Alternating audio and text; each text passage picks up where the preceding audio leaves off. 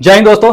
तो दोस्त आज लेकर के आए हैं आपके लिए एनटीपीसी और ग्रुप डी के लिए दोस्त प्रैक्टिस सेट नंबर 8। इस प्रैक्टिस सेट 8 का दोस्त टेस्ट पिछले दिन हुआ था, उसी का आज क्या है कि डिस्कशन कराना है। इसमें जितने भी क्वेश्चन हैं उसको एक एक करके आज क्या करेंगे कि डिस्कस करेंगे। प्लस जो लोग इस प्रैक्टिस सेट को दोस्त अटेम्प्ट किए हैं यानी टेस्ट दिए हैं उन सबका एक एक करके क्या करेंगे कि स्कोर कार्ड देखेंगे और देखेंगे कि किसने कितना नंबर लेकर के आया है। ठीक है, तो दोस्त अगर आप लोग भी एनटीपीसी या ग्रुप डी की अगर तैयारी करना चाह रहे हैं तो दोस्त आप लोग भी टेस्ट में पार्टिसिपेट कर सकते हैं।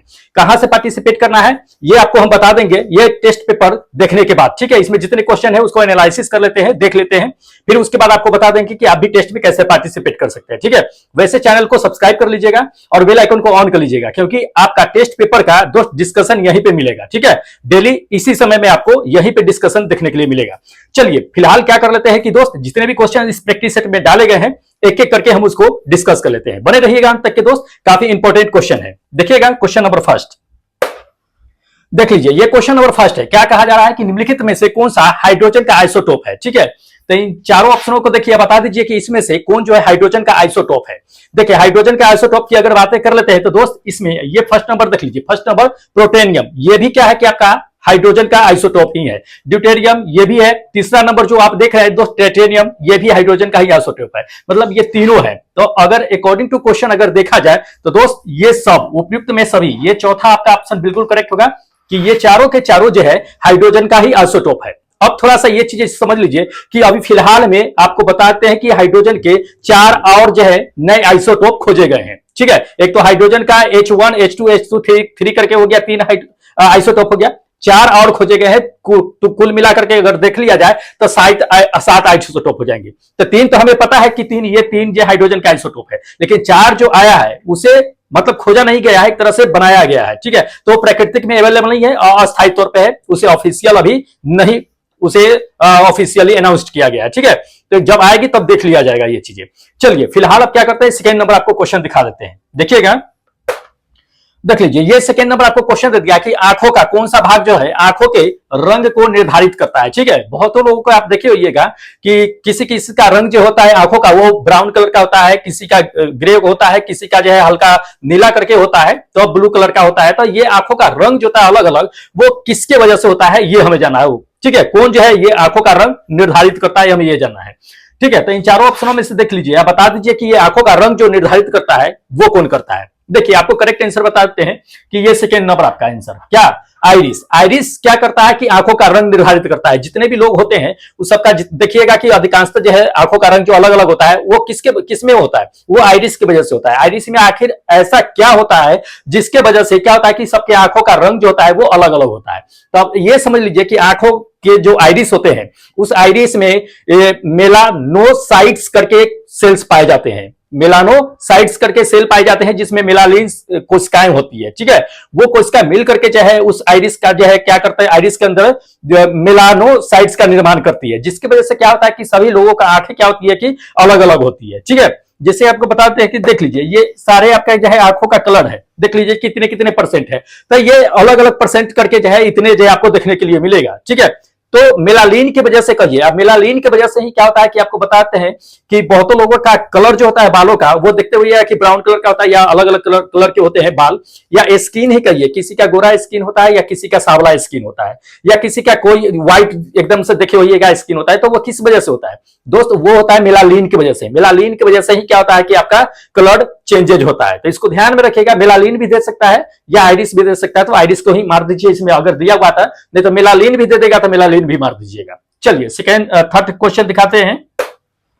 देख लीजिए, ये थर्ड नंबर दे दिया है कि मात्र कहता है कि 2 उत्तक कौन से है जो क्या करते हैं कि खून से ऑक्सीजन प्राप्त नहीं करते। तो हमारे शरीर में 2 ऐसे उत्तक का नाम बता देना है जो खून से ऑक्सीजन प्राप्त नहीं करते। वैसे जितने भी अपने शरीर में, बॉडी में जितने भी सेल्स है, ठीक है, टिश्यूज हैं, वो सभी क्या करते हैं कि ब्लड से ऑक्सीजन को लेते रहते हैं। ठीक है, लेकिन हमारे शरीर में ऐसे 2 उत्तक का नाम बता देना है, 2 ऐसे टिश्यूज का नाम बताना है जो ब्लड से ऑक्सीजन को रिसीव नहीं करता है। ठीक है, देखिए आपको तो पहले बता देते हैं, तो एक तो नाखून हो गया। ठीक है, नाखून हो गया, जिसको काटिएगा तो दर्द नहीं होगा, मतलब कि यहाँ पे तक के क्या होता है कि ब्लड नहीं पहुंच पाता है, यहां तक के ऑक्सीजन नहीं लेता है ये। ठीक है, तो नाखून नहीं लेता है। दूसरी नंबर ये हेयर हो गया, बाल हो गया, तो बाल भी क्या करता है कि ब्लड यहां तक नहीं पहुंचता है, ये ब्लड से क्या करता है कि ऑक्सीजन लेने का काम नहीं करता है। तो इसमें बाल और नाखून को क्या कर सकते हैं आप टिक लगा सकते हैं। ठीक है, तो करेक्ट आंसर आपका क्या होगा, ये फर्स्ट नंबर आपका आंसर करेक्ट होगा कि बाल आज है, ये बाल और नाखून भी मार सकते हैं, और उसके बाद जो है आप को बताते हैं कि कॉर्निया भी होता है। ठीक है, तो कॉर्निया इसमें दे दिया है ऑप्शन, वैसे तो इसको लगा सकते हैं। नाखून भी ले सकते हैं,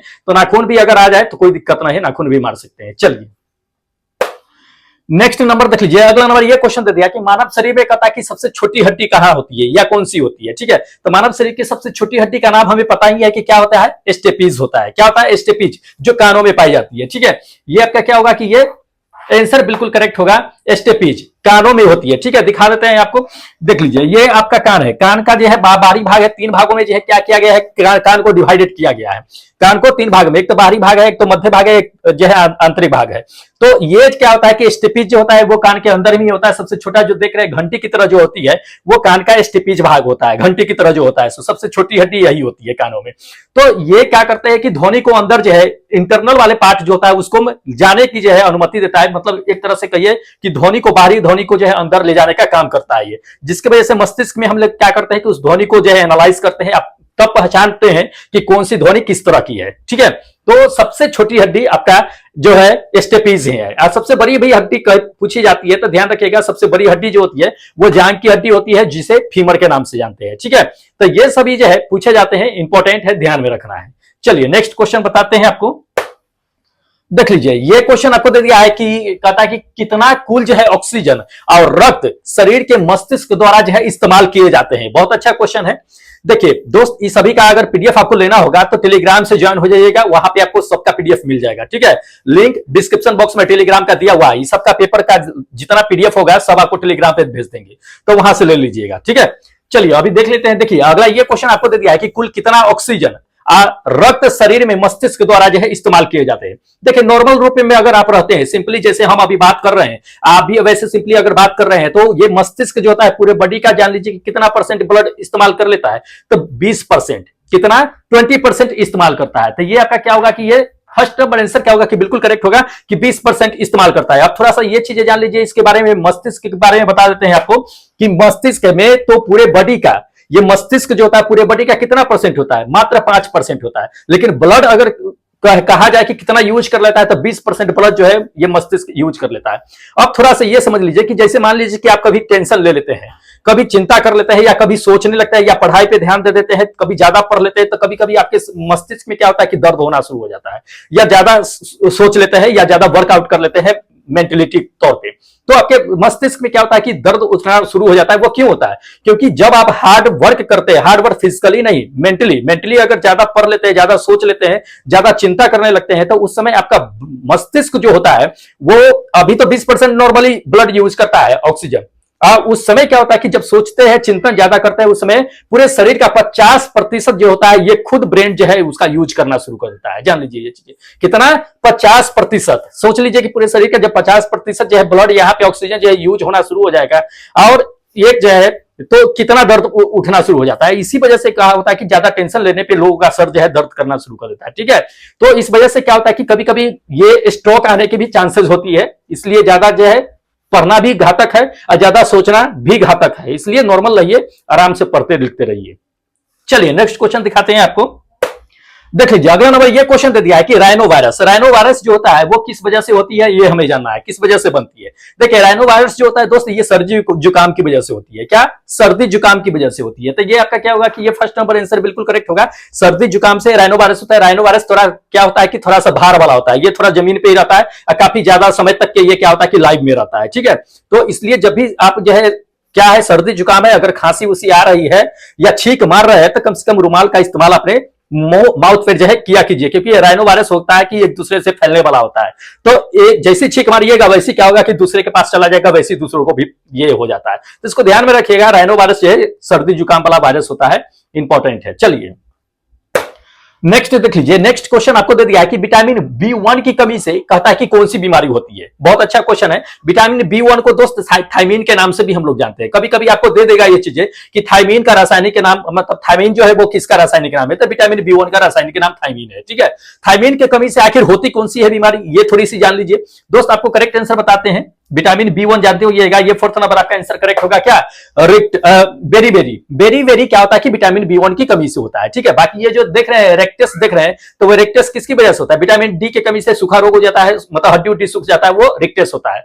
रतौंधी आपको पता ही होगा कि विटामिन ए की कमी से रतौंधी होता है। बाकी रक्त अल्पकता होता है, ये क्या होता है कि दोस्त ये आयरन की कमी से होता है, या ब्लड की कमी से क्या होता है कि रक्त अल्पकता होता है। तो इसको ध्यान में रखिएगा। अब थोड़ा सा समझ लीजिए कि बेरी बेरी के बारे में हम थोड़ा सा आपको समझा देते हैं कि बेरी बेरी जो होता है दोस्त, दो तरह के रोग होते हैं। क्या होते हैं? दो तरह के रोग होते हैं। एक तो बेक बेरी बेरी होता है, एक तो ड्राई बेरी बेरी होता है। बेक बेरी बेरी कहने का मतलब क्या होता है कि दोस्त आपका मुंह हाथ क्या होता है कि फूल जाता है दम बेरी बेरी में, ठीक है। ये बेट बेरी बेरी की बातें बता रहे हैं। और ड्राई बेरी बेरी में क्या होता है कि आपकी जो होती है शरीर जो होती है वो पूरा सूख जाती है, पूरे तरह से हड्डी हड्डी बाहर निकल जाती है। तो विटामिन बी में दो तरह की ये बीमारी होती है आपको देखने के लिए। जिसका शरीर फूल जाता है विटामिन बी के कमी से, मतलब बेट बेरी बेरी, उसमें क्या होता है कि हार्ट से जो स्ट्रोक आने की चांसेस होती है वो सबसे ज्यादा होती है, उसमें बढ़ जाती है। बाकी सूखे में तो आप जानते हैं कि आपका शरीर जो है बिल्कुल सूख जाता है। इसको ध्यान में रखेगा, इंपॉर्टेंट है, पूछे जाते हैं। चलिए नेक्स्ट क्वेश्चन आपको दिखा देते हैं। नेक्स्ट क्वेश्चन में दे दिया है कि के इकाई को निम्नलिखित में से क्या मापने के लिए इस्तेमाल करते हैं, क्या मापने के लिए प्रयोग करते हैं, हमें यह जानना है। देखिए के का इस्तेमाल जो है, के का मतलब होता है केल्विन। केल्विन का इस्तेमाल हम लोग किसको मेजर करने के लिए करते हैं दोस्त? टेम्परेचर को। टेम्परेचर को हम लोग जो है केल्विन में मेजर करते हैं, ठीक है।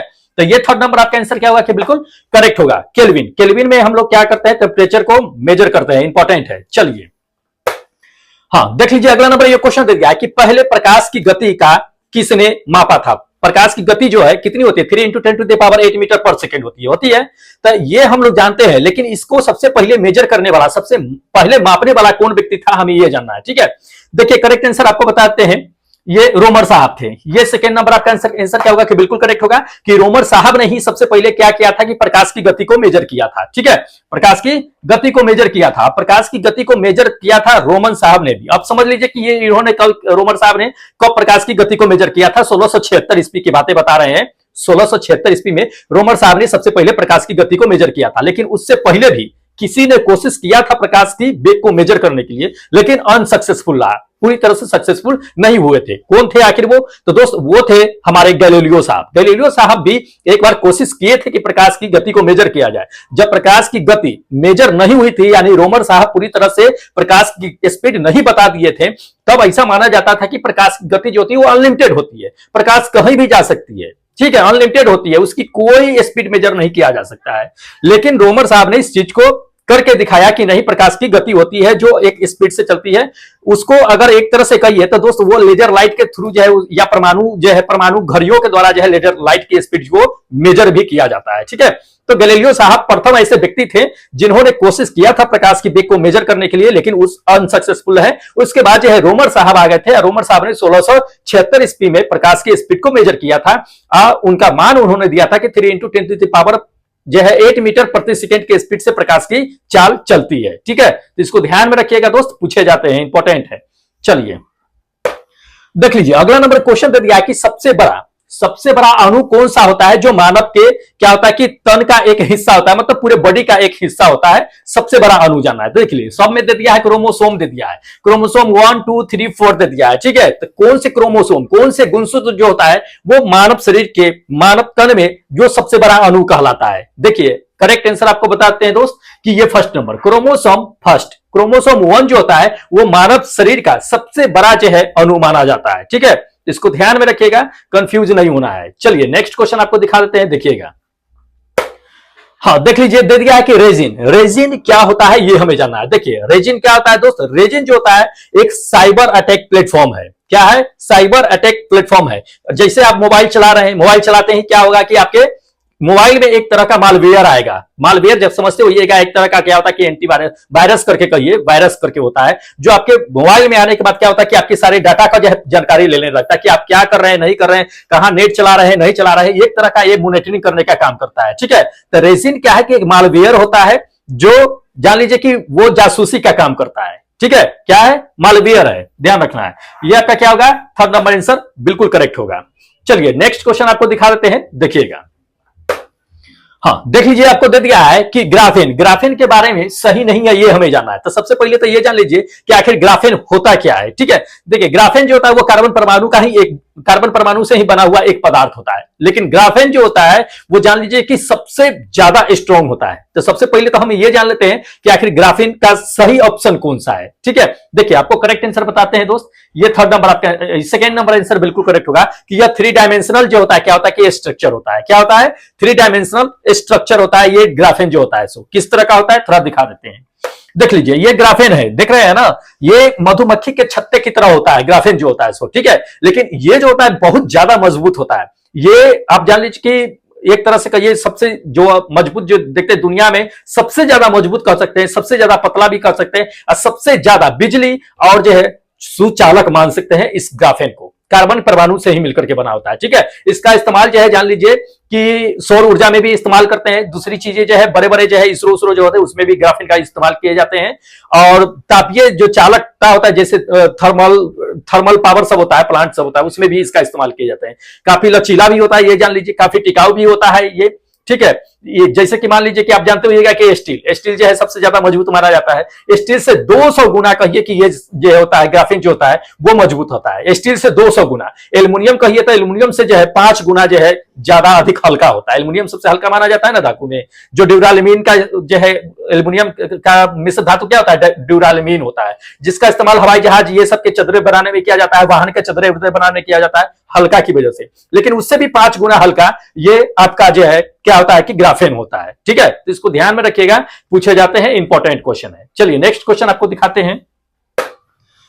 देख लीजिए, अगला नंबर ये क्वेश्चन दे दिया है कि निम्नलिखित में से कौन सा महामारी और स्थानिक दोनों प्रकार की है। मतलब महामारी और स्थानिक दोनों प्रकार की, हमें यह जानना है। देखिए इसमें करेक्ट आंसर बताते हैं दोस्त कि ये सेकंड नंबर आपका क्या, हैजा। हैजा आपका जान लीजिए कि ये स्थानिक और महामारी दोनों होते हैं। ठीक है, तो ये जो होता है हैजा जो होता है, ये चीजें जान लीजिए कि जो बिब्रिया करके, बिब्रिया कोलेरा नामक क्या होता है कि जीवाणु होता है, उससे ये फैलता है हैजा जो होता है। और सबसे हैजा होने के बाद जो है आपको कभी कभी ये क्वेश्चन पूछ देता है कि हैजा जो होता है वो हमारे शरीर के किस अंग को सबसे ज्यादा इफेक्टेड करता है, प्रभावित करता है। तो हमारे अंग को जो होता है सबसे ज्यादा, आंत को ये सबसे ज्यादा इफेक्टेड करता है। ठीक है, इसको ध्यान में रखिएगा, इंपॉर्टेंट क्वेश्चन है। चलिए नेक्स्ट क्वेश्चन आपको दिखाते हैं। देख लीजिए, अगला नंबर ये क्वेश्चन दे दिया है कि निम्नलिखित में से किसमें अधिक ताप होता है, सबसे अधिक टेम्परेचर हमें जानना है कि किसमें होता है। तो उष्मीय जो है जान लीजिए कि उष्मीय टेम्परेचर सबसे ज्यादा किसमें होता है, ये भाप में होता है, सबसे ज्यादा उष्मीय मान होता है। ये थर्ड नंबर आपका आंसर करेक्ट होगा। ठीक है, उष्मा को अगर टच कर लीजिएगा तो सबसे ज्यादा आपको जो है क्षति पहुंचने की डर रहती है, क्योंकि इसमें क्या होता है कि स्पेसिफिक हीट होती है, विशिष्ट गुप्त उष्मा जिसको कहते हैं हम लोग। ठीक है, इसको ध्यान रखिएगा, सबसे ज्यादा इसी में होता है। ये थर्ड नंबर आंसर बिल्कुल करेक्ट मारिएगा।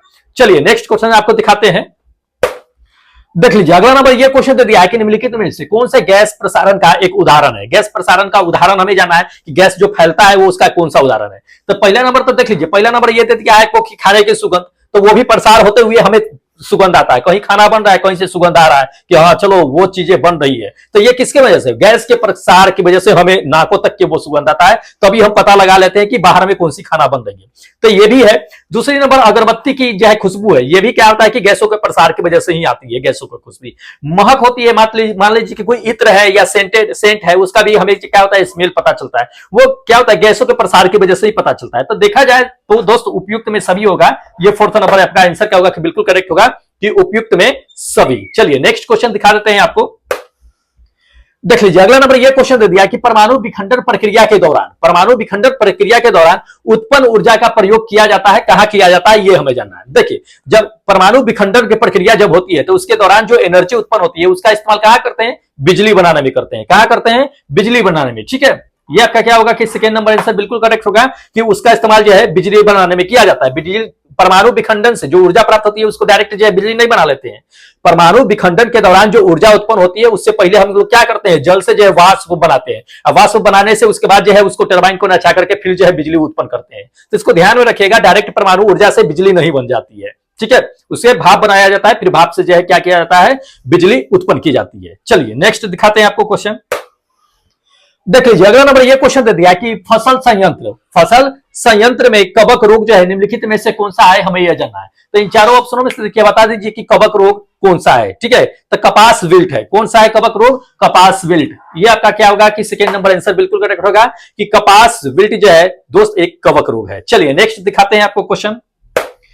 देख लीजिए, ये अगला नंबर क्वेश्चन दे दिया है कि किसने अनुमान लगाया था कि ब्रह्मांड जो है वो क्या है कि हमारा ब्रह्मांड फैल रहा है। ठीक है, किसने सबसे पहले ये अनुमान लगाया था? देखिए, सबसे पहले जो अनुमान लगाने वाले व्यक्ति थे वो एडविन हबल साहब थे। कौन थे? एडविन हबल साहब। ये सेकेंड नंबर आपका आंसर करेक्ट होगा कि एडविन हबल साहब। एडविन हबल साहब ने ही बता दिया था कि ब्रह्मांड जो है हमारा क्या है कि पूरी तरह से फैल रहा है। ठीक है, क्या है? फैल रहा है। ब्रह्मांड में क्या है कि आपका जो है बताते हैं, इन्होंने कब पता लगाया दिया था कि ब्रह्मांड जो पूरी तरह से फैल रही है? हबल, एडविन हबल साहब ने ये 1929 में ही उन्होंने पता लगा दिया था। ठीक है, जब प्रकाश का इन्होंने क्या किया कि बहुत सारे प्रकाश थे मिल्की वे में, आकाश गंगा से बहुत सारे प्रकाश आ रहे थे, सभी प्रकाशों का इन्होंने क्या किया कि अध्ययन किया। अध्ययन करने के बाद इन्होंने देखा कि किसी मिल्की वे से क्या होता है कि एक जो है लाल रंग की जो प्रकाश है वो मिल्की वे से क्या हो रही है कि बिल्कुल अलग हो रही है। मतलब उन्होंने ये कहा कि अगर प्रकाश, लाल प्रकाश जो है मिल्की वे से अगर अलग हो रही है, दूर जा रही है, मतलब इसका कहने का क्या मतलब है कि दोस्त ब्रह्मांड जो है हमारा क्या हो रहा है कि विस्तार हो रहा है, फैल रहा है। ठीक है, जिसको ध्यान में रखेगा, ये एडविन साहब ने ही सबसे पहले 1929 में बता दिया था ये चीजें। ठीक है, चलिए नेक्स्ट क्वेश्चन आपको दिखा देते हैं। देख लीजिए, नेक्स्ट क्वेश्चन ये दे दिया है कि तारों और हमारी क्या है कि आकाश गंगा के व्यास को मापने के लिए कहता है कि किस प्रकार के उपकरण का यूज करते हैं। ठीक है, तो हमारी तारों की जो है जान लीजिए व्यास को मेजर करना है या आकाश गंगा के जो है व्यास को मेजर करना है, उसके लिए हम लोग जो है किसका इस्तेमाल करते हैं?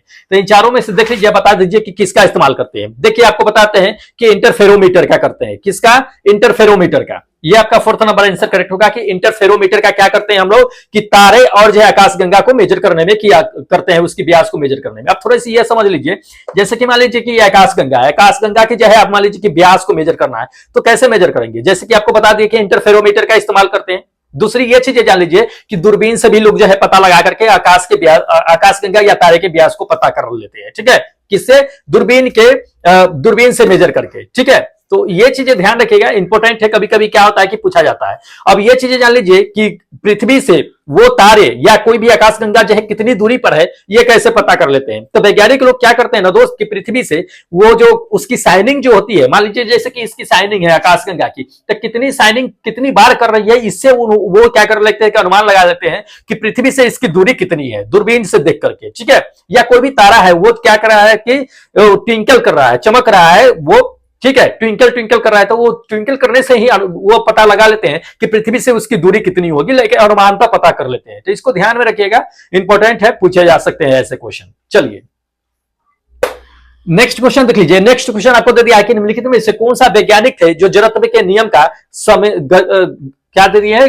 जड़त्व के नियम के गतिज समीकरण को खोजा था। ठीक है, तो इसमें से देख लेना है। आपको हम बताते हैं कि वैसे तो आप पढ़े हुए कि जड़त्व का नियम यानी कि गति के प्रथम नियम को आप पढ़े हुएगा, जिसे जड़त्व के नियम से हम लोग जानते हैं। ठीक है, तो उसका खोज सबसे पहले तो न्यूटन ने किया था, लेकिन उससे पहले की बातें बता रहे हैं कि उससे पहले भी किसी ने कर दिया था खोज? गैलीलियो साहब ने कर दिया था। ध्यान रखिएगा, ये आपका क्या है कि थर्ड नंबर आंसर करेक्ट होगा, गैलीलियो साहब। गैलीलियो साहब ने ही सबसे पहले जड़त्व के नियम का खोज किया था। उसी जड़त्व के नियम को उठा करके जो है न्यूटन साहब ने अपने गति के प्रथम नियम में शामिल कर दिए थे। ठीक है, जड़त्व के नियम में क्या कहा गया था कि कोई भी वस्तु अगर गति में चल रही है तो वह गति में ही चलता रहेगा। ये गैलीलियो साहब कहे थे। पहले बता देते हैं गैलीलियो साहब ने क्या कहा था। गैलीलियो साहब ने यह कहा था कि कोई भी वस्तु अगर गति में है तो वह तब तक गति में चलती रहेगी जब तक कि उस पर कोई बाहरी बल ना लगा दिया जाए। बस इतना करके जो है गैलीलियो साहब स्टॉप कर दिए थे या जड़त्व का नियम दे दिए थे वो।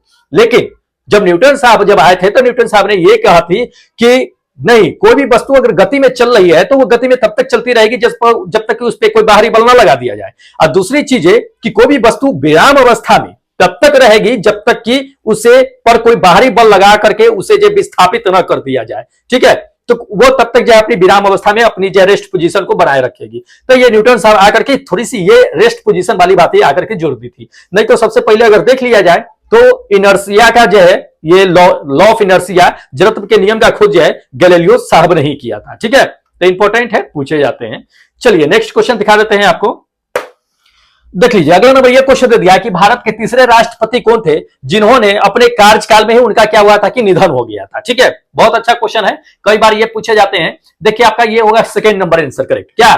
डॉक्टर जाकिर हुसैन। डॉक्टर जाकिर हुसैन ही ऐसे प्रथम राष्ट्रपति, तीसरे राष्ट्रपति थे जो क्या था कि अपनी कार्यकाल के दौरान उनकी जो है मृत्यु हो गई थी। ठीक है, डॉक्टर ये जाकिर हुसैन की कार्यकाल अगर देख लिया जाए तो दोस्त वो क्या थे कि 1967 से लेकर के 1969 तक के जो है उनका कार्यकाल माना जाता है। ठीक है, वो अपने कार्यकाल के दौरान ही उनकी क्या होती थी कि डेथ हो गई थी। ठीक है, चलिए अगला क्वेश्चन दिखा देते हैं आपको। देख लीजिए अगला नंबर ये क्वेश्चन दे दिया है कि उत्तर भारत के उप हिमालय क्षेत्र के सहारे फैले कहता है कि समतल मैदान को क्या कहा जाता है। ठीक है, तो उत्तर हिमालय के सहारे कहता है कि समतल क्षेत्र में जो फैले हुए मैदान है उसे क्या कहा जाता है दोस्त, उसको जो कहते हैं भांबर कहते हैं। क्या कहते हैं? भांबर कहते हैं। ये आपका क्या होगा कि ये फर्स्ट नंबर आंसर बिल्कुल करेक्ट होगा कि उसे भांबर कहते हैं। अब समझ लीजिए, ये चीजें बता देते हैं। देख लीजिए, जैसे कि ये मान लीजिए कि ये अपना हिमालय है। क्या है? ये हिमालय है। ठीक है, ये हिमालय है, या हिमालय के जो है ये क्या है कि निचली ये क्षेत्र होता है। तो हिमालय से ठीक नीचे वाला ये क्षेत्र क्या होता है कि आपका भांबर होता है। क्या है? भांबर है। ठीक है, इसे हिमालय के निचली क्षेत्र को कहते हैं। बाकी आगे जाइएगा तो आपको जो है ये तराई क्षेत्र मिलेगा, उसके बाद जो है खादर जो है बांगर मिलेगा। बांगर खादर बांगर जो है कभी कभी ये भी पूछ दिया जाता है, ये चीजें जान लीजिए। तो खादर और बांगर किसे कहते हैं दोस्त? बांगर जो होता है वो बंजर जमीन होता है जिसपे उपज नहीं होती है। और खादर जो होता है वो क्या होता है कि बहुत उपजाऊ जो है भूमि होती है, वो हमेशा बाढ़ से क्या होता है कि वो मिट्टी आती जाती रहती है तो बहुत ज्यादा उपजाऊ होती है। ठीक है, बाकी ये भांबर है तो ये हिमालय के निचली क्षेत्र वाला जो है भांबर कहलाता है, जो 5 से 7 से 15 किलोमीटर की चौड़ाई में ये फैली होती है। ठीक है, तो ये पूछे जाते हैं, इसको ध्यान में रखना है, इंपॉर्टेंट क्वेश्चन है। चलिए अगला क्वेश्चन आपको दिखा देते हैं।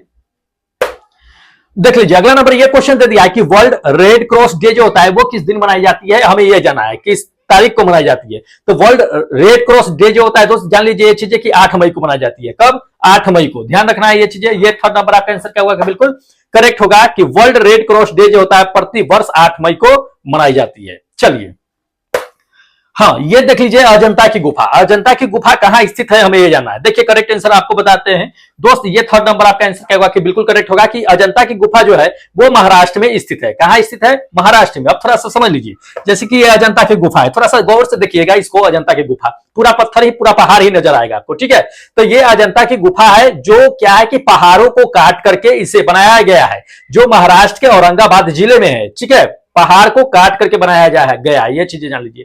अब यहाँ पे जब पहाड़ को काट करके बनाया गया है तो यहाँ पे मेनली रूप से जो है कहा जाता है कि बौद्ध का स्मारक है। कहा? बौद्ध का स्मारक है। आप गौर से देखिएगा तो आपको पूरा जो है दिखेगा कि हाँ पहाड़ को ही काट करके ये क्या किया गया है कि बनाया गया है। अजंता की गुफा जो है महाराष्ट्र के औरंगाबाद में स्थित है। ठीक है, तो पूछे जाते हैं, ये क्वेश्चन इंपॉर्टेंट है। चलिए नेक्स्ट क्वेश्चन आपको दिखा देते हैं, देखिएगा। देख लीजिए अगला नंबर ये क्वेश्चन दे दिया है कि संविधान सभा की प्रमुख क्या दे दिया है? संविधान सभा के कहता है कि सम्मुख किसने संविधान को प्रस्तावित किया था। हमें ये जाना, प्रस्तावना को जो है किसने प्रस्तावित किया था ये जाना है। देखिए प्रस्तावना की अगर बात कर लेते हैं दोस्त, प्रस्तावना को किसने जो है ये प्रस्तावित किया था? पंडित जवाहरलाल नेहरू ने। किसने? पंडित जवाहरलाल नेहरू ने। ये आपका क्या होगा कि ये सेकेंड नंबर आंसर बिल्कुल करेक्ट होगा कि पंडित जवाहरलाल नेहरू ने ही क्या किए थे कि प्रस्तावित किए थे। ठीक है, कब किए थे थोड़ा सा ये भी जान लीजिए, क्योंकि हो सकता है कि कभी डेट वेट पूछ दिया जाए आपको। तो 1946 ईस्वी में 13 दिसंबर 1946 को इन्होंने क्या किया था कि संविधान सभा के जो है प्रस्ताव को प्रस्तावित किए थे। ठीक है, इनका मतलब उसे एक तरह से जो है उद्देश्य का प्रस्ताव भी कहा जाता है। इसमें क्या क्या दिया गया था थोड़ा समझ लीजिए। ये विचारों को भी परिभाषित करता है। दूसरा नंबर ये चीजें जान लीजिए कि शक्ति के स्रोतों को भी परिभाषित करता है, मतलब ये बताता है। तीसरी नंबर ये जान लीजिए कि आधार, प्रेरणा और भविष्य, ये सभी का जो है लक्ष्य इसमें रखा गया है। ठीक है, तो ये सवाल जो है पूछे जाते हैं, ध्यान में रखना है, इंपॉर्टेंट क्वेश्चन है। ठीक है,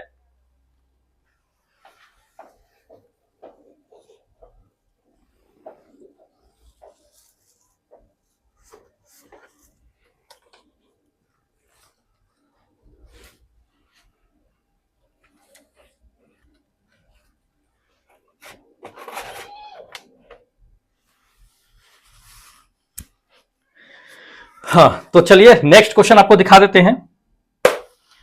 देख लीजिए अगला नंबर ये क्वेश्चन दे दिया है कि क्या दे दिया है कि राज्य लोक सेवा आयोग जो होता है, जैसे कि मान लीजिए कि स्टेट पीसीएस होता है ना, तो उसी स्टेट पीसीएस की बातें कर रहा है यहाँ पे कि राज्य लोक सेवा आयोग जो होता है उसकी नियुक्ति कौन करता है, ये हमें जानना है। ठीक है,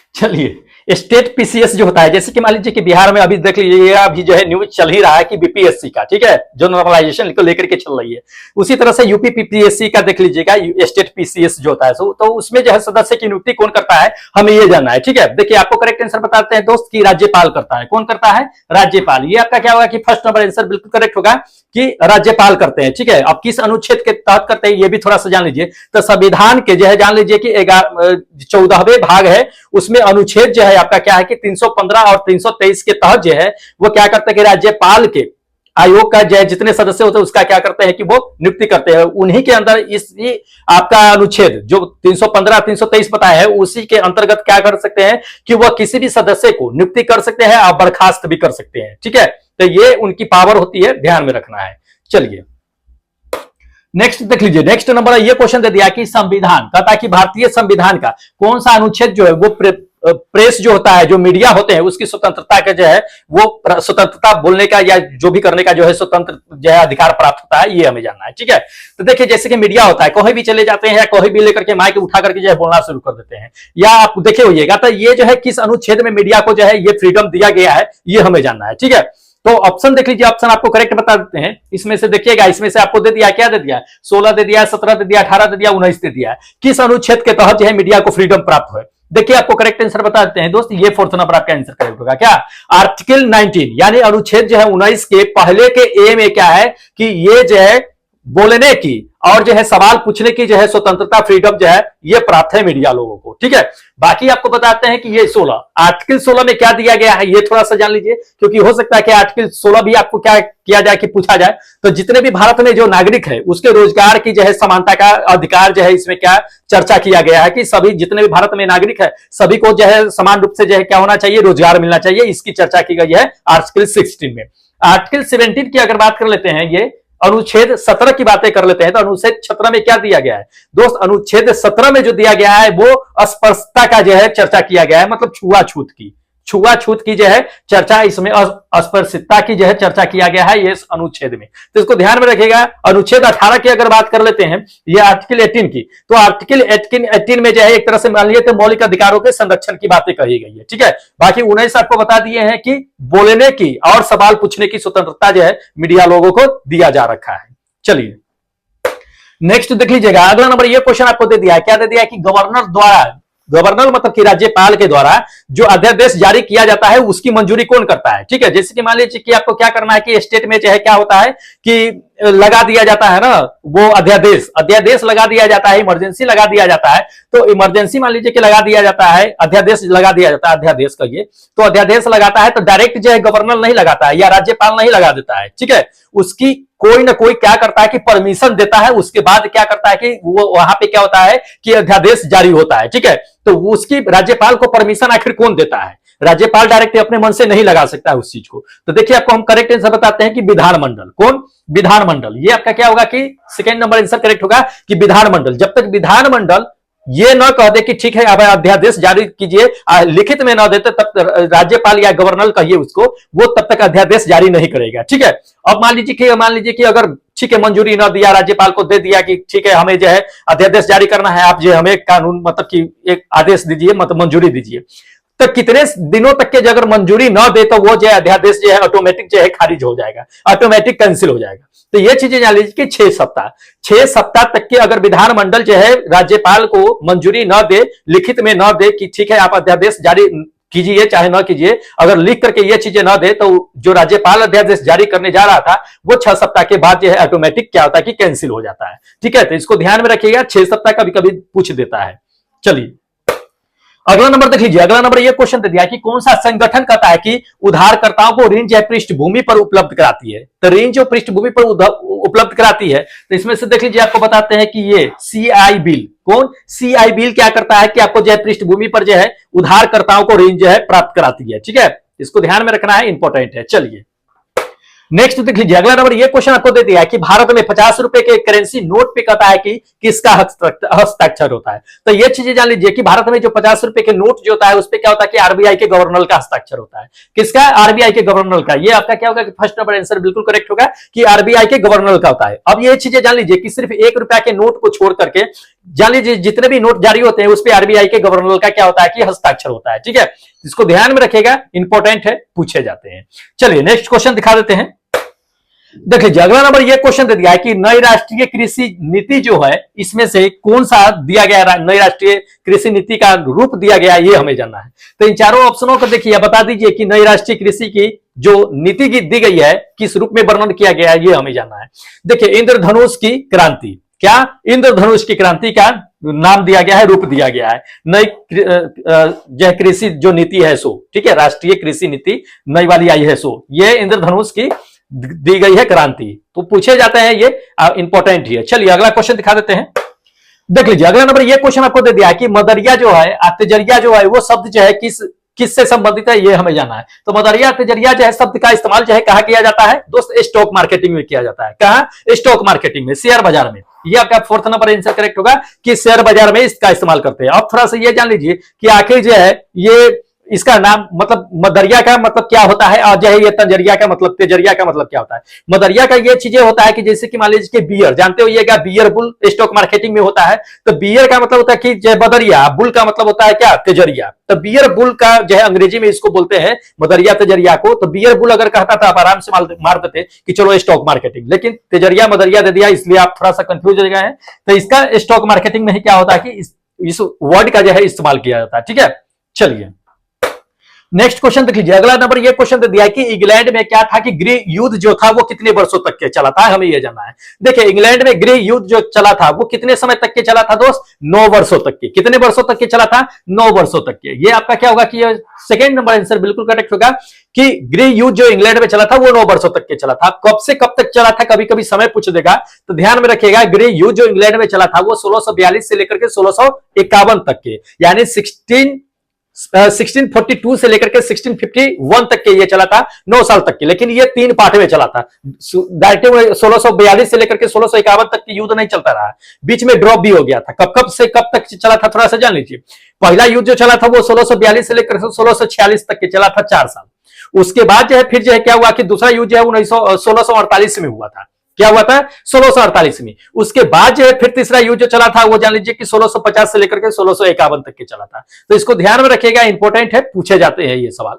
चलिए नेक्स्ट क्वेश्चन देख लीजिए कि अष्ट दिग्गज दे दिया है कि अष्ट दिग्गज जो था वो किस राजा के मतलब किस राजा से संबंधित था, ये हमें ये जानना है। तो इन चारों ऑप्शनों में से देखिए बताइए कि ये अष्ट दिग्गज जो था वो किस राजा के संबंधित है, ये हमें जानना है। देखिए ये अष्ट दिग्गज का जो प्रयोग किया गया था वो कृष्ण राय के दरबार में किया, मतलब कृष्ण राय के समय में किया जाता था। कृष्ण राय जो राजा थे उन्हीं में ये क्या था कि अष्ट दिग्गज कहा जाता था। अष्ट दिग्गज क्या था ये बता देते हैं।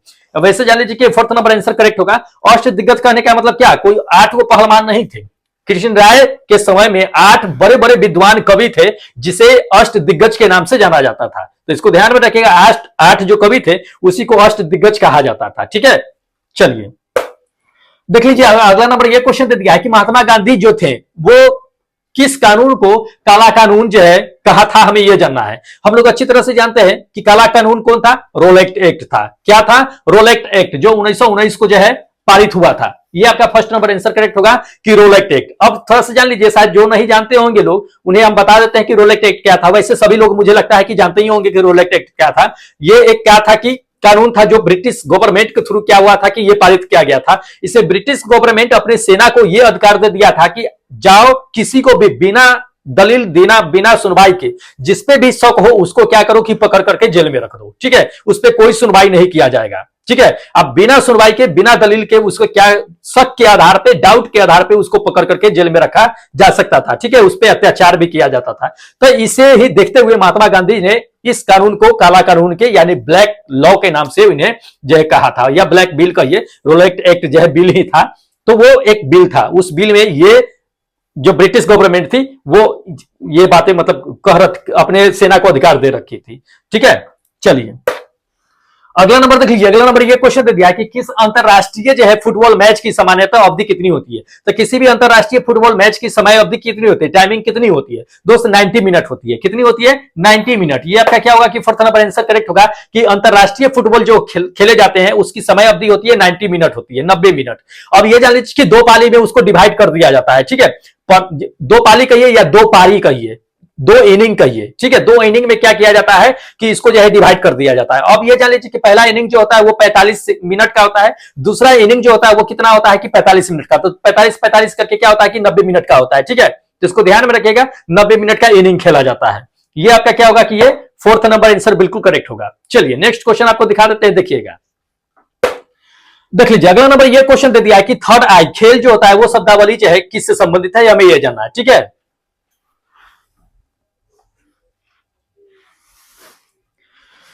हाँ, तो थर्ड आई जो है ये हमें किससे संबंधित है ये जाना है। देखिए थर्ड आई जो है शब्द जो होता है वो किस खेल में इस्तेमाल किया जाता है दोस्त? थर्ड आई जो है वो क्रिकेट में किया जाता है। कहां किया जाता है? क्रिकेट में। ये थर्ड नंबर आपका आंसर क्या होगा कि बिल्कुल करेक्ट होगा कि थर्ड आई का इस्तेमाल जो होता है वो क्रिकेट में किया जाता है। थर्ड आई का क्या मतलब होता है दोस्त? ये एक तरह का कैमरा होता है जो माउंटेड कैमरा होता है, जो ऊपर लगा होता है, ठीक है, दाएं बाएं नहीं लगा होता है। सामान्य कैमरा जो होता है उससे बिल्कुल वो अलग कैमरा होता है जो हर एक चीज को बारीकी से देखता है, उससे बच पाना मुश्किल होता है, ठीक है। अगर किसी भी एंगल से बॉल या विकेट गिरती है तो वो थर्ड आई में रिकॉर्डेड होती है, उसे पूरी स्पष्ट तरीके से देखी जाती है, जो ऊपर माउंटेड लगी होती है ये, ठीक है। तो एक तरह का कैमरा होता है ये चीजें, इसी को थर्ड आई नाम दिया गया है, जो क्रिकेट में होता है, जिसको ध्यान में रखना है। ये आपका थर्ड नंबर आंसर बिल्कुल करेक्ट आंसर है। चलिए नेक्स्ट क्वेश्चन आपको दिखा देते हैं। देखिए लक्षद्वीप कह रहा है कि लक्षद्वीप जो समूह होता है उसमें द्वीपों की संख्या कितनी है? तो दोस्त उसमें द्वीपों की जो संख्या है लक्षद्वीप में वो टोटल कितनी है? 36 है। कितनी? 36। देखिएगा ये सेकेंड नंबर आपका आंसर क्या होगा कि बिल्कुल करेक्ट होगा कि जो लक्षद्वीप है उसमें द्वीपों की संख्या 36 है, जिसमें 10 द्वीप पे क्या हुआ है कि लोग बसे हुए हैं 10 द्वीप पे, बाकी 26 द्वीप पे नहीं बसे हुए हैं। उसमें सबसे छोटा जो द्वीप है वो केंद्र शासित द्वीप कहलाता है भारत का, ठीक है। इसको ध्यान में रखना इंपॉर्टेंट है। चलिए देख लीजिए नेक्स्ट क्वेश्चन आपको दे दिया कि महाभारत के लेखक कौन थे, हमें ये जानना है, ठीक है। देखिए महाभारत के लेखक की अगर बात कर लेते हैं तो अपने महाभारत के जो लेखक थे ये वेद व्यास साहब थे। कौन थे? वेद व्यास, मुनि वेद व्यास। ये आपका क्या होगा कि फर्स्ट नंबर आंसर करेक्ट होगा कि महाभारत के लेखक वेद व्यास थे, ठीक है। चलिए अब बता देते हैं आप लोगों को, इतना क्वेश्चन था आपका टेस्ट में ही था, अब बता देते हैं कि जो लोग क्या है कि टेस्ट देना चाहते हैं, जो लोग एनटीपीसी या ग्रुप डी की तैयारी करना चाहते हैं, तो दोस्त आप कहां से टेस्ट दे सकते हैं, क्योंकि ये सारे क्वेश्चन जो थे ये टेस्ट के ही क्वेश्चन थे, ठीक है। तो आप कहां से टेस्ट लगा सकते हैं ये हम आपको बताते हैं। दोस्त ध्यान रखिएगा, इस एप्लीकेशन को क्या कीजिएगा कि डाउनलोड कर लीजिएगा, ERCB सर के नाम से प्ले स्टोर पे ये एप्लीकेशन मिल जाएगा आपको, ठीक है। यहीं से डाउनलोड कर लीजिएगा। यहीं पे क्या होगा कि आपका नॉन स्टॉप जो टेस्ट है उसको क्या कीजिएगा कि परचेज कर लीजिएगा। इसी पे आपका क्या होता है कि टेस्ट होता है, ठीक है। और इसी पे यहीं पे आपको क्या होगा कि डिस्कशन मिलेगा। जब तक एग्जाम चलेगा दोस्त तब तक हम टेस्ट लेकर के डिस्कशन यहीं पे आपको कराते रहेंगे, ठीक है। चलिए अब क्या कर लेते हैं दोस्त कि फटाफट आप लोगों को जो लोग टेस्ट दे रखे हैं उनकी क्या करते हैं कि हम स्कोर कार्ड देख लेते हैं कि किसने कितना नंबर लेकर के आया है, ठीक है। तो बने रहिएगा अंत तक के। जो लोग टेस्ट दिए हैं दोस्त आप लोग अपना नंबर और स्कोर कार्ड देखते चलिए, दिखा देते हैं आपको। देख लीजिए ये क्या है कि आज का टेस्ट पेपर का स्कोर कार्ड है। पहले नंबर पे कौन है कि मृत्युंजय कुमार है, जो पहले नंबर पे है, जो कितना नंबर लेकर के आया है दोस्त 40 नंबर में कितना है कि 30.69 जो है नंबर लेकर के आया है। बहुत अच्छा है दोस्त, मेहनत कीजिए इसी तरह से। सेकेंड नंबर की अगर बात कर लेते हैं तो रामसेन साहब है, रामसेन कुमार है जो सेकेंड नंबर पे है, बहुत अच्छा है। तीसरे नंबर की अगर बात कर लेते हैं तो मुकेश सो है जो तीसरे नंबर पे है। चौथे नंबर की अगर बात कर लेते हैं तो चौथे नंबर पर देख लीजिएगा सचिन चंद्रवंशी करके है जो चौथे नंबर पे है। पांचवें नंबर की अगर बात कर लेते हैं तो पांचवें नंबर पे क्या है कि नीलेश यादव साहब है जो पांचवें नंबर पे। छठे नंबर की अगर बात कर लेते हैं तो ये सुजीत कुमार है जो छठे नंबर पे बने हुए हैं। बहुत अच्छा है दोस्त, ऐसे ही सभी लोग टेस्ट में पार्टिसिपेट कीजिए। चलिए सातवें नंबर की अगर बात कर लेते हैं देखिएगा तो दिनेश कुमार कौन है कि यादव है, दिनेश कुमार यादव है जो सातवें नंबर पे। आठवें नंबर की अगर बात कर लेते हैं तो रवि वर्मा है, उसके बाद जो है आठवें नंबर पे। नौवें नंबर की अगर बात कर लेते हैं, नौवें नंबर पे देख लीजिएगा कि नितेश है, उसका 10वें नंबर की अगर बात कर लेते हैं तो कौन है कि मंटू शर्मा है। उसके बाद 11वें नंबर की अगर बात कर लेते हैं तो 11वें नंबर पे कौन है, ये विष्णु कुमार है जो 11वें नंबर पे, ठीक है। 12वें नंबर की अगर बात कर लेते हैं तो 12वें नंबर पे देखिएगा हरिओम जाटव साहब है जो 12वें नंबर पे है। बहुत अच्छा है दोस्त। चलिए 13वें नंबर पे देख लीजिएगा, 13वें नंबर पे कौन है कि प्रिंस कुमार है। उसके बाद 14वें नंबर की अगर बात कर लेते हैं तो ये भूषण कुमार है। उसके बाद 15वें नंबर पे कौन है कि मणिकांत भाई है। उसके बाद जो है 16वें नंबर की अगर बात कर लेते हैं तो ये भगवान कुमार भगवान है जो 16वें नंबर पे है, ठीक है। 17वें नंबर की अगर बात कर लेते हैं तो 17वें नंबर पे देख लीजिएगा, 17वें नंबर पे ये बम भाई है। 18वें नंबर पे देख लीजिएगा कि रत्नाकर प्रसाद साहब है जो 18वें नंबर पे है। चलिए देख लीजिएगा 19वें नंबर पे, 19वें नंबर की अगर बात कर लेते हैं तो ये चंदन कुमार है जो 19वें नंबर पे है। 20वें नंबर की अगर बात कर लेते हैं तो ये राहुल मुंजे है। उसके बाद 21वें नंबर की अगर बात कर लेते हैं तो लक्ष्मण कुमार है जो कानवर है जो 21वें नंबर पे। 22वें नंबर की अगर बात कर लेते हैं तो 22वें नंबर पे देख लीजिएगा कि अमित है जो 22वें नंबर पे है। बहुत अच्छा है दोस्त। चलिए 23वें नंबर पे देख लीजिएगा रोशन कुमार है। 24वें नंबर की अगर बात कर लेते हैं तो 24वें नंबर पे कौन है कि कमलेश भाई है जो कमलेश कुमार है 24वें नंबर पे। चलिए नेक्स्ट देख लीजिएगा 25वें नंबर पे, 25 नंबर पे कौन है कि सुशील पाल भाई है। उसके बाद जो है 26 नंबर की अगर बात कर लेते हैं तो ये विपुल कुमार है। उसके बाद 27 नंबर की अगर बात कर लेते हैं तो सुरेंद्रा है। उसके बाद जो है 28 नंबर की अगर बात कर लेते हैं तो ये सुमित भाई है जो 28 नंबर पे बने हुए हैं। 29 की अगर बात कर लेते हैं तो इंद्रजीत भाई है। उसके बाद 30 नंबर की अगर बात कर लेते हैं तो ये बबली प्रजापति है जो 30 नंबर पे है, ठीक है। चलिए 31, अच्छा 31 पे भी बबली प्रजापति है, 31 पे भी बबली प्रजापति है। उसका 32 की बात कर लेते हैं तो ये फरियाद अंसारी है जो 32 नंबर पे है। 33 की अगर बात कर लेते हैं तो ये देव कुमार है। 34 नंबर की अगर बात कर लेते हैं तो 34 पे कौन है कि मोहन नहीं है, क्या है कि साजन है, साजन कुमार जो है 34 नंबर पे है, ठीक है। उसके बाद आपको बताते हैं 35 पे ये अपना क्या है कि मोहन कुमार है। उसका 36 पे क्या है कि विकास कुमार है, ठीक है, जो 36 पे है। चलिए नेक्स्ट बता देते हैं आपको, देख लीजिएगा 37 पे क्या है आपका कि मुनेंद्रा द्विवेदी करके है जो 37 नंबर पे है। 38 की अगर बात कर लेते हैं तो ये माधव प्रसाद है। 39 की अगर बात कर लेते हैं तो हमारे विनय साहब है जो यूपी से है। उसका जो है 40 नंबर पे कौन है कि अमरेश भाई है जो 40 नंबर पे है, अमरेश कुमार सोनी करके है जो 40 नंबर पे है ये, ठीक है। तो दोस्त 40 लोगों ने क्या क्या है कि टेस्ट में पार्टिसिपेट किए हैं, सभी का आपको हम बता दिए कि मार्क्स कितना लेकर क्या है, रैंक कितना है आपका दोस्त। तो दोस्त बिल्कुल मिस मत कीजिएगा टेस्ट को, शुरू से अंत तक के एग्जाम तक के हम लेंगे टेस्ट, आप लोगों का डिस्कशन यहीं पे कराते चलेंगे। तो चैनल को फटाफट क्या कीजिएगा कि दोस्त सब्सक्राइब कर लीजिएगा और बेल आइकन ऑन कर लीजिएगा, क्योंकि जब भी डिस्कशन हम लेकर के आएंगे दोस्त आप तक के नोटिफिकेशन पहुंच जाएगा, ठीक है। और जाकर के एप्लीकेशन डाउनलोड कर लीजिएगा, जाकर के आज भी आपका टेस्ट नंबर 9 एक्टिव है, तो जाकर के टेस्ट दे दीजिएगा, मिस मत कीजिएगा। आप लोग टेस्ट देने में देरी करते हैं, इसी वजह से हम देरी करते हैं ये डिस्कशन लाने में। अगर आज ही आप टेस्ट दे दीजिए तो कल ही हम डिस्कशन लेकर के आ जाएंगे, लेकिन नहीं, आप लोग खुद लेट करते हैं, ठीक है। तो लेट मत कीजिए, जाकर के डिस्कशन कराने में जल्दी जल्दी मतलब डिस्कशन करा देंगे, आप लोगों का भी जो है सिलेबस जल्दी जल्दी कंप्लीट होता रहेगा, तो अच्छी बातें है। तो देर मत कीजिए, जाइए फटाफट जाकर के जो है आज का टेस्ट लगा दीजिए, ठीक है। और चैनल सब्सक्राइब कर लीजिएगा जो लोग नए हैं, जो टेस्ट देना चाहते हैं या डिस्कशन वीडियो देखना चाहते हैं, दोस्त चैनल सब्सक्राइब कर लीजिएगा, बार बार ये चीजें हम कहते हैं, और बेल आइकन जरूर ऑन कर लीजिएगा। चलिए अब हमें क्या कीजिएगा दोस्त, इजाजत दे दीजिए, क्योंकि फिर मिलेंगे एक नए वीडियो, एक नए टेस्ट डिस्कशन वीडियो के साथ में। तब तक जय हिंद दोस्तों।